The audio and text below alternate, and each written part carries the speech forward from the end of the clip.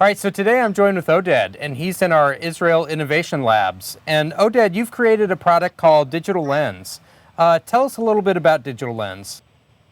Digital Lens is a tool that's aimed for designers, testers, developers to see the computer in the eyes of a person that has visual impairments.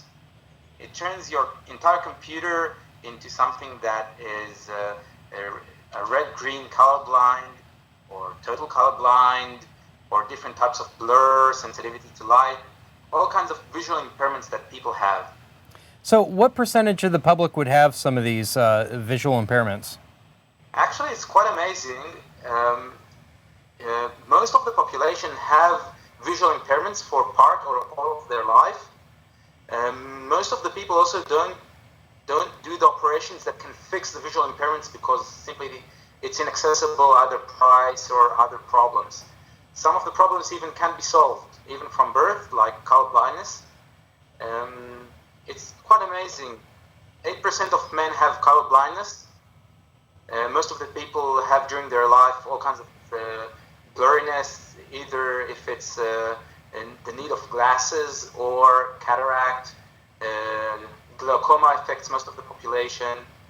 It's quite common. It's quite amazing. And which vision problems can Digital Lens emulate? The current version supports two kinds of color blindness. The red-green, that's very common. Yellow-blue, a bit less common. It also supports full color blindness. It's kind of rare, but it happens to everyone in panic situations. That means if I would plan a nuclear plant, I wouldn't put the red button next to the green button. Yeah. That would be bad. Yeah. And it also supports the blur, that's also cataract and lack of glasses. And also oversensitivity to light. It kind of dazzle off the screen when you're oversensitive. It's also quite common. And so how did this project originate? How did you come up with this?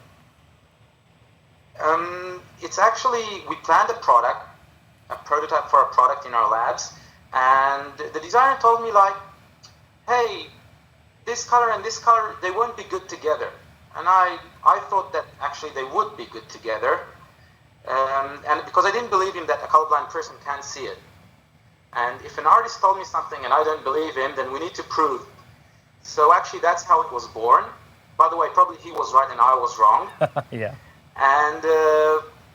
And we kind of developed the product from there, and then the guys from Microsoft Research wanted it to be on the TechFest, and we decided to simply publish it for the public, and you can now download it from our site. So how exactly does it work? How does one test their website or their UI with Digital Lens?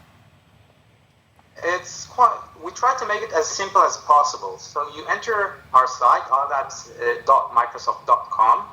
You download the program. In the system tray, you can see the icon of Digital Lens, and from there you simply set the mode for whatever mode you want,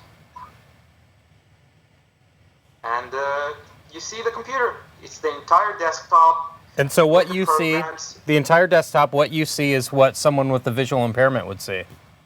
Yes.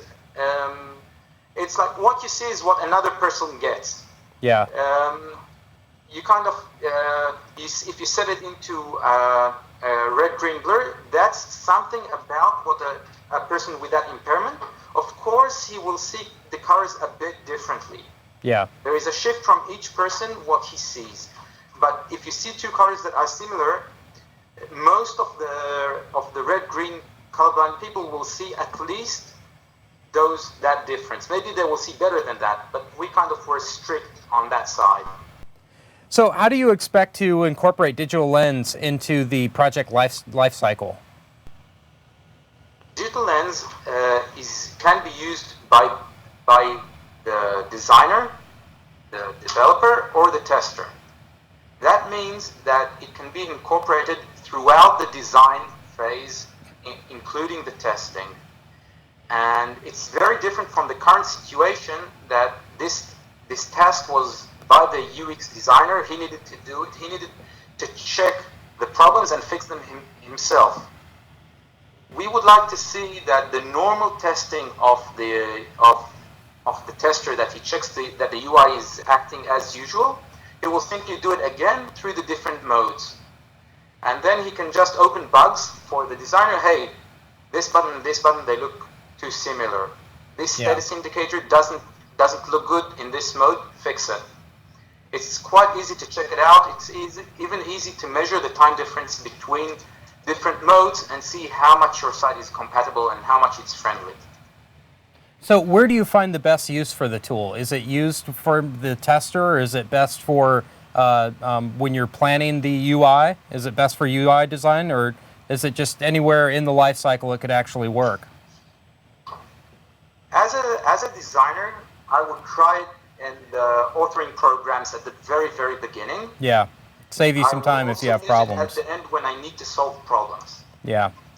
And I would say that the testers, it would be the best to kind of the through testing of the entire UI, that the testers will do it, and then you kind of separate from whoever created the content and whoever checks and audits that everything is working as expected. And where does someone get this tool again? It's on ilabs.microsoft.com. Excellent. Well, thank you so much for talking to us today about this. Thank you very much for listening.